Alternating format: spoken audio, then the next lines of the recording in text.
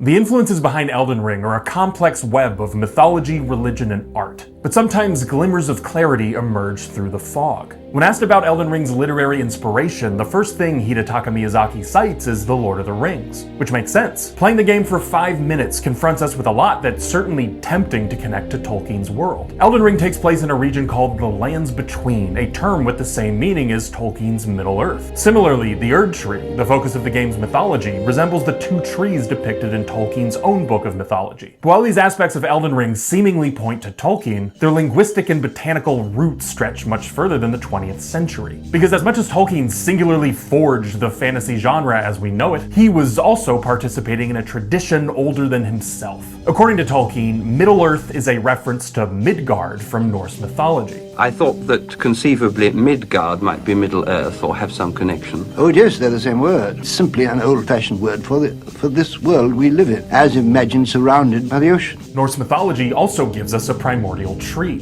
You speak of the 2 trees of Valinor. Are these in any way reflections in your world of the great world tree, the Norse world tree? No, they're none like it. They're much more like the trees of the sun and the moon. It was covered in the Far East in the great Alexander stories. Tolkien rejecting the influence of Norse tradition on his trees only to connect them to trees from a different tradition highlights how prominent of a symbol they are across ancient mythologies. Not to mention their importance in relatively younger mythologies, like the World Tree in Berserk, one of Miyazaki's favorite manga, which also happens to be set within Midland, another scion of Midgard. All of this only further obscures Tolkien's influence on Elden Ring, yet their shared DNA does exist according to Miyazaki, who, like Tolkien, is very meticulous about what he says.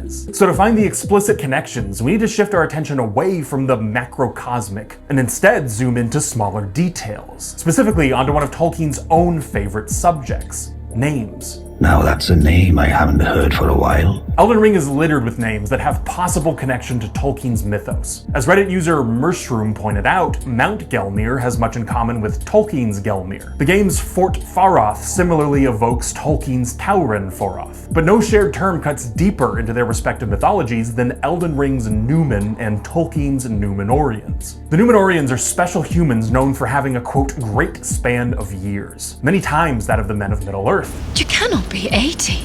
87.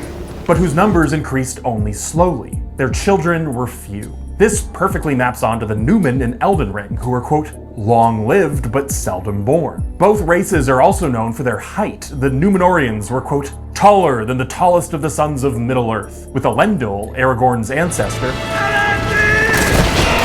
reportedly having been 7'11", towering over other men the way the Numen tower over other classes. Similarly, the Numen are said to have come from outside the Lands Between, just as the Númenóreans come from an island separated from Middle-earth by a vast sea. The Númenóreans were so magnificent that the humans of Middle-earth, quote, called them gods. This relationship to godhood is particularly relevant to Elden Ring, since the Numen are, quote, of the same stock as Queen Marika herself. Marika being the missing god in Elden Ring. Like Marika, many of the Númenóreans sought to become gods. Despite their relatively long lives, the Númenóreans wanted to be, quote, released from death. But for all this, death did not depart from the land. Marika also feared death, but unlike the Númenóreans, she had the power to do something about it, sealing away destined death and becoming known across the Lands Between as Marika the Eternal. But despite her best efforts, death returned, claiming the life of her beloved son, Godwyn. And like the Númenóreans' dissatisfaction with the limits of their power, Marika became dissatisfied with the limits of her godhood. But as clearly inspired by Tolkien as the Numen seem to be, with Elden Ring, there's always another layer of possible interpretation. Because Numen is also a Latin term for divinity, divine presence, or will. Further distancing from Tolkien, Numen isn't even their name in the game's original Japanese script, where instead they're called Marabito, spiritual or divine beings in Japanese folklore. As tempting as it might be to conclude that Numen was just an isolated choice by the game's localization team, this is unlikely, given that Miyazaki is a self-professed naming nerd, saying, quote, I enjoy the whole process. Things like word origins, how it sounds in expressions, regional variations, the whole thing. This might remind you of someone. Languages have a flavor to me. I never understand people saying, for instance, it was awfully dry and dull, because a new language to me is just like taking a new wine or a new sweetmeat or something. Even though Miyazaki isn't verbally fluent in English, according to Elden Ring's lead translator, he used to read Lord of the Rings in English and other fantasy in English because before it was available in Japanese. Numenor appears 52 times in the Lord of the Rings trilogy, meaning that Miyazaki has at least come across the term before. But while Miyazaki's connection to Tolkien is still plausibly hazy, the same can't be said of Elden Ring's co-writer, George R.R. Martin, who has called Tolkien the quote, most influential writer in my life. Martin creating the game's underlying mythology recontextualizes every ambiguously Tolkien-inspired term in Elden Ring, increasing the likelihood of Tolkien's shadow looming behind phrases like the lands between, which we know for a fact Martin himself coined. Modern fantasy largely grew out of the work of J.R. Tolkien, which looms over all fantasy like a mountain, and everybody else is operating in the shadow of Tolkien and what he did. Some Tolkien purists overstate the game's debt to the Lord of the Rings, not realizing that Tolkien himself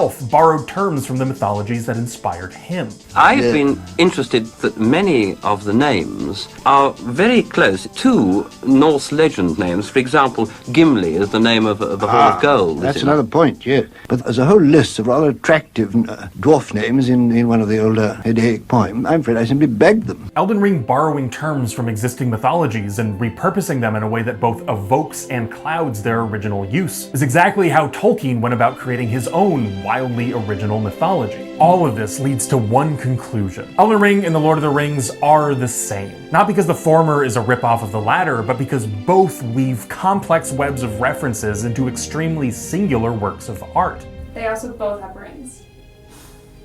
True. And that.